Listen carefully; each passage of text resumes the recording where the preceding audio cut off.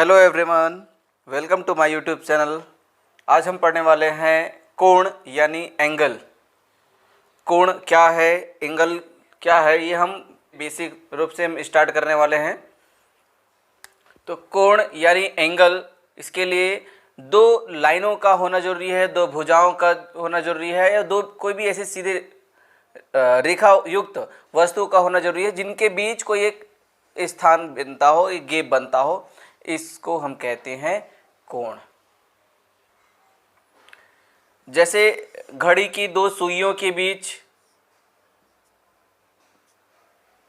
दो दीवाल के बीच, दो दीवाल है, पेड़ की दो शाखाओं के बीच, ये सब कोण के उदाहरण हैं। ठीक है, जहाँ पर उनके बीच एक गैप रहता है, एक रिक्त स्थान रहता है, उसको हम कहते हैं। इसको परिभाषित रूप करना चाहें तो किसी बिंदु पर दो भुजाओं के बीच, किसी बिंदु पर दो भुजाओं के बीच बनने वाले ये घुमाव या झुकाव को ही हम कोण कहते हैं।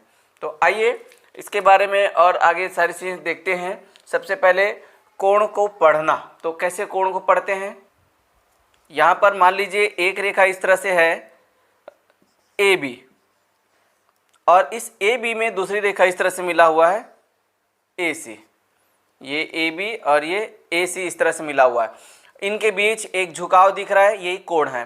अब इस कोण को हम पढ़ेंगे कैसे। तो कोण को पढ़ने के लिए हम कोई भी, ये जो इसको हम कहते हैं शीर्ष, जहाँ पर दो रेखाएं आपस में मिलती है किसी चीज कोण बनाने के लिए, तो उस बिंदु को हम कहते हैं शीर्ष। तो ये ए शीर्ष है, तो शीर्ष हमेशा मध्य में आता है, याद रखेंगे। या तो सिर्फ इसको हम कोण ए भी कह सकते हैं कहने को, लेकिन सही तरीका ये होता है इसको पूरी तरह से इस तरह से लिखने का, कोण सी ए बी, कोण सी ए बी, या फिर कोण बी ए सी। ये कोण का निशान है, कोण का सिंबल है। ठीक है, तो ये कोण दर्शाता है ये कि कोण है, सी ए बी कोण है, बी ए सी कोण है, ये सिंबल के साथ हमने लिखा हुआ है। तो नाम कैसे हम पढ़ेंगे, सी ए बी, यानी ये जो शीर्ष है ये बीच में रहेगा, और कोई भी एक साइड से हमको स्टार्ट करना है सी ए बी, या इधर से स्टार्ट करेंगे बी ए सी। दोनों में से कोई भी आप लिखें, दोनों ही इस कोण का नाम है। सिर्फ जरूरी ये है ये जो शीर्ष है ये मध्य में हो। तो इस तरह से हम उसको पढ़ना या नाम देना हमने सीख गया। अब कोणों का नाम किस तरह से लिखें, किस तरह से पढ़ें, वो जान लेने के बाद अब जरूरत पड़ता है उनके मापना। यानी कोण तो है, जिस तरह से एक सीधी रेखा है तो इसकी लंबाई होती है एक निश्चित, यहाँ से यहाँ तक 1 सेंटीमीटर है, ये यहाँ से यहाँ तक 2 सेंटीमीटर है, एक निश्चित लंबाई होती है। तो इस तरह से हम लंबाई को मापते हैं सेंटीमीटर से, और उसके लिए हम स्केल का उपयोग करते हैं। उसी तरह से कोण को हमको मापना है, तो कोण को कैसे मापेंगे और उसके लिए कौन सा उपकरण होगा। जैसे यहाँ पर हम स्केल का यूज़ करते हैं, एक सीधी स्केल होती है उसका उपयोग करते हैं। तो यहाँ पर हम किसका उपयोग करेंगे, तो कोण मापने के लिए हम उपयोग करते हैं इस तरह के चांदे का। और जिस तरह से यहाँ पर सेंटीमीटर, मीटर, किलोमीटर में मापते हैं, उस तरह से यहाँ पर होता है डिग्री में, जिसको हम अंश में लिखा हुआ होता है, 0 से 180 अंश तक। इस तरह से इस चांदे में अंक दर्शित हुए रहते हैं, लिखे हुए रहते हैं, जिसकी सहायता से हम कोण मापते हैं, इस दिशा में भी और इस दिशा में भी। कुल मिलाकर ये हम देखें यहाँ पर कोण जो एक भुजा ए बी और दूसरी भुजा ए सी से मिलकर बना है। अब इस कोण के वैल्यू मापना है हमको, कैसे मापें। तो जहाँ पर शीर्ष है, शीर्ष में इसका केंद्र बिंदु को हम रखें, और ये जो नीचे की सीधी रेखा है उसको इसके साथ रखें। आपको हो सकता है स्पष्ट रूप से दिखाई न दे, कोण जो ये जो चांदा है इसमें नंबर अंकित है वो बहुत ही छोटे छोटे बारीक लिखा हुआ है। तो बस हमको कार्य पता होना चाहिए, इसका सेंटर पॉइंट शीर्ष से हो और ये सीधी रेखा इससे हो।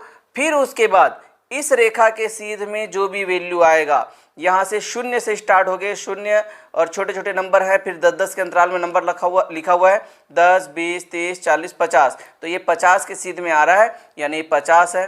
50 के बाद अगर पहली लाइन में आता, यहाँ पर 60 है, लेकिन 50 के बाद पहली लाइन में आता तो ये 51 हो जाता, उसके बाद दूसरी लाइन में तो 52, और इस तरह से बीच 50 और 60 के बीचों बीच है तो 55, और कोई भी नंबर हो इस तरह से हम नोट कर सकते हैं। तो इस चांदे की सहायता से कोणों को मापते हैं। मूल रूप से ये हमको जानना था, हमने जान लिया।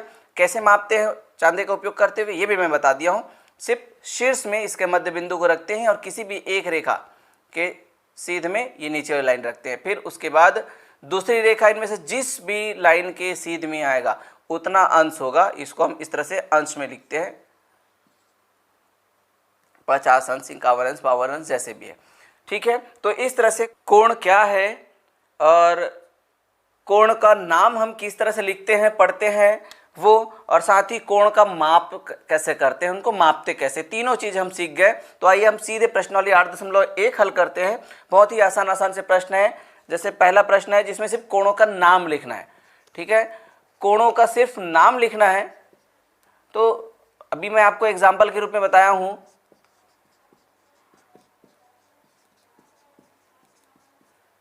यहां पर एक क्वेश्चन है इस तरह से, ये O, ये B और यहाँ पर A, इस तरह से एक कोण दिख रहा है पहला वाला।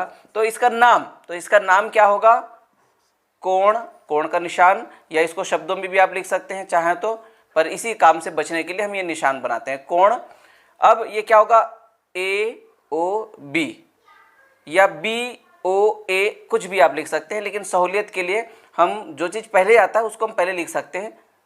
तो ये कोण AOB, या इसी को आप इस तरह से भी लिख सकते हैं, कोण BOA। ठीक है, दोनों में से किसी भी तरह से आप लिखें, जब जरूरत पड़ेगा, जब आप काम करेंगे तो दोनों लिखने की आवश्यकता नहीं, कोई भी आप एक लिखें, जैसे कोण AOB, क्योंकि इसको नाम याद रखना आसान होता है क्योंकि A B से पहले आता है। इस तरह से आप कोणों का नाम लिख सकते हैं। दूसरा क्वेश्चन उसमें दिया है, चांदे की सहायता से कोण को मापना है। चांदे की सहायता से कोणों को मापना है, तो ये भी काम आपका आसान है।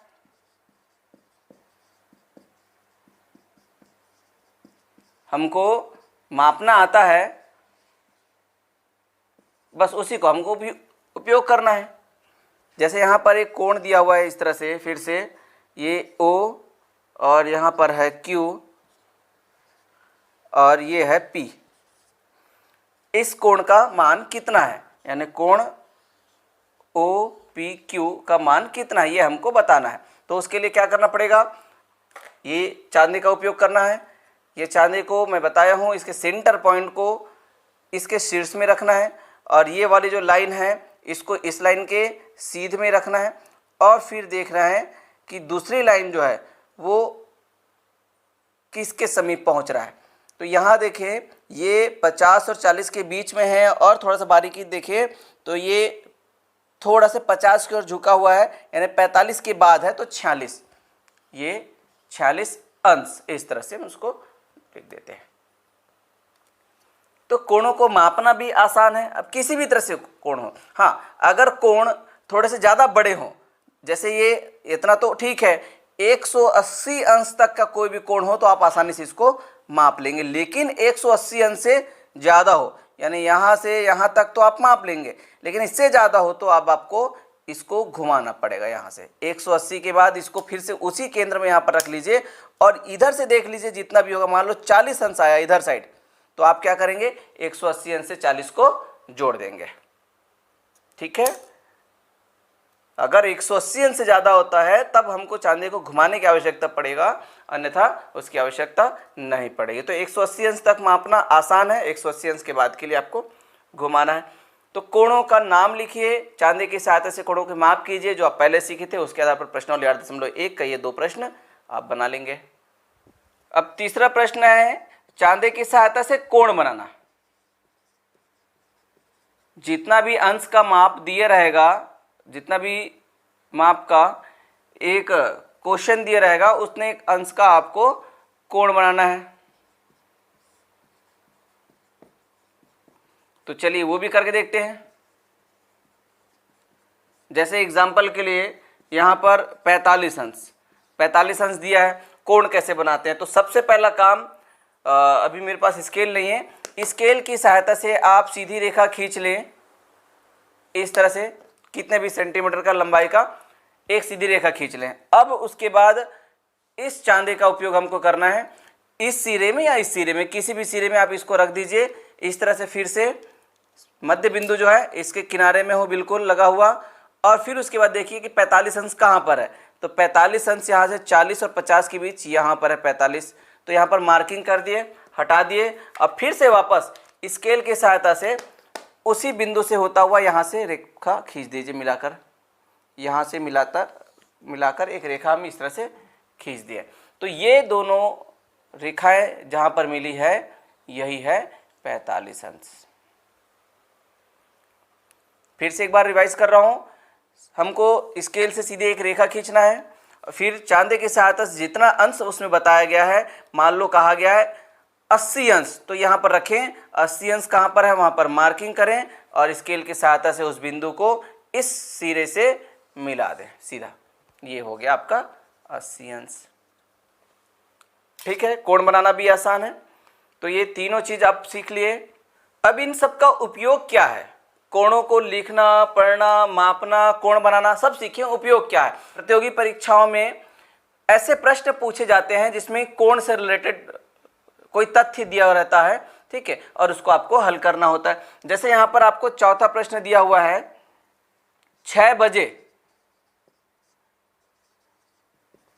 घड़ी की दोनों सुइयों मतलब घंटे की और मिनट की,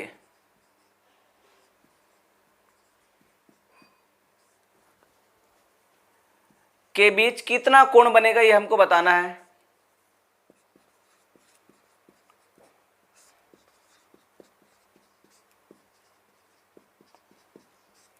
प्रश्न स्पष्ट है, 6 बजे घड़ी की दोनों सुइयों के बीच कितना कोण बनेगा। तो यहां पर एक घड़ी बना लेते हैं इस तरह से, ये घड़ी बन गया।